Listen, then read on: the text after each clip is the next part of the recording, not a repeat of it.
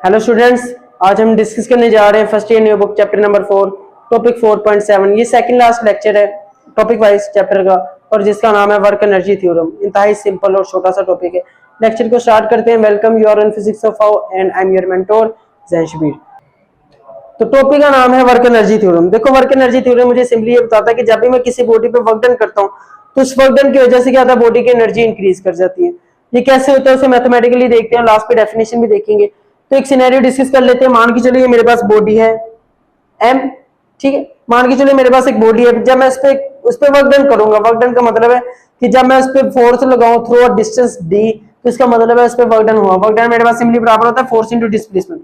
अगर मेरे पास एक बॉडी पे फोर्स लगे और वो डिस्प्लेसमेंट भी कवर करे तो इसका मतलब है उस पे वर्क डन हुआ।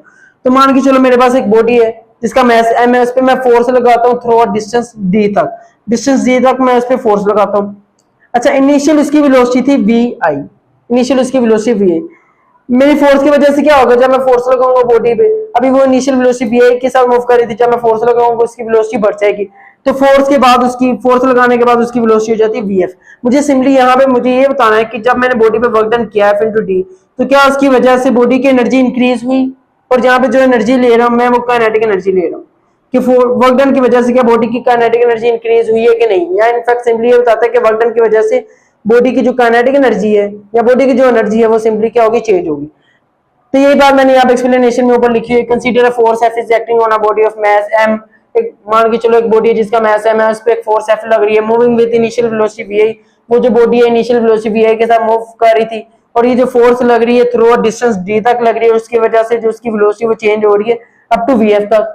तो अब चूंकि इस बॉडी की वेलोसिटी चेंज हुई है, ये इनिशियल सेटअप मैंने यहाँ पे लगा लिया। अब मुझे प्रूव करना है कि वर्क डन की वजह से काइनेटिक एनर्जी या सिंपली एनर्जी चेंज होती है कि नहीं। तो यहाँ पे मैं कैसे प्रोसीड करूंगा। तो अब चूंकि यहाँ पे मुझे नजर आ रहा है इनिशियल बॉडी की वेलोसिटी थी वी आई और फिर उसकी बॉडी की वेलोसिटी होगी वी एफ। अब यहाँ पे चेंज इन वेलोसिटी हुई है। अगर किसी बॉडी की वेलोसिटी चेंज हो तो इसका मतलब है उस बॉडी में एक्सेलरेशन प्रोड्यूस हुआ है। तो यहाँ पे सर्टेनिटी के साथ मैं लिखूंगा then acceleration produce in a body will be. तो जो बॉडी में एक्सेलरेशन प्रोड्यूस हुआ है, चूंकि बॉडी की वेलोसिटी चेंज हुई है और एक्सेलरेशन मुझे बताता है भी चेंज इन वेलोसिटी को है। अगर एक बॉडी की वेलोसिटी चेंज होगी तो उसमें एक्सेलरेशन है। तो यहाँ पे जो एक्सेलरेशन प्रोड्यूस होगा बॉडी में वो किसके बराबर होगा, तो यहाँ पे मैं इस्तेमाल करूंगा third equation of motion. Third equation of motion है क्यों, क्योंकि थर्ड इक्वेशन ऑफ मोशन में टाइम का पैरामीटर नहीं है। मैंने अपने इनिशियल जो से वो सेटअप में ये एक्सप्लेन ही नहीं किया, ये बताया नहीं कहीं पे कि टाइम कितना लगा। तो टाइम को यहाँ पे कोई इंफॉर्मेशन गिवन नहीं है, टाइम की इंफॉर्मेशन नहीं है। तो फिर मैं ऐसे इक्वेशन ऑफ मोशन इस्तेमाल करूंगा कि जिसमें टाइम वाला फैक्टर ना हो।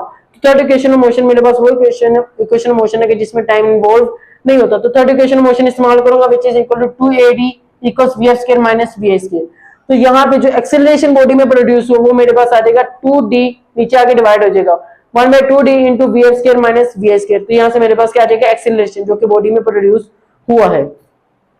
अच्छा, also from Newton second law of motion, Newton second law of motion को भी इस्तेमाल करूंगा जो कि मुझे बताता है कि net force acting on a body will be equal to mass into acceleration. तो यहाँ पे एक्सेलरेशन मेरे पास आ जाएगा फोर्स डिवाइडेड बाय मास। तो अब ये भी मेरे पास एक्सेलरेशन का फॉर्मूला, ये भी मेरे पास एक्सेलरेशन का फॉर्मूला। दोनों इक्वेशंस को मैं कंपेयर करूंगा, कंपेयरिंग 1 और 2।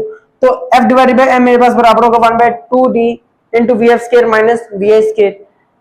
तो यहाँ पे अगर यहाँ पे वर्क डन का फॉर्मूला बनाना है तो वर्क डन मेरे पास फोर्स इनटू डिस्प्लेसमेंट है।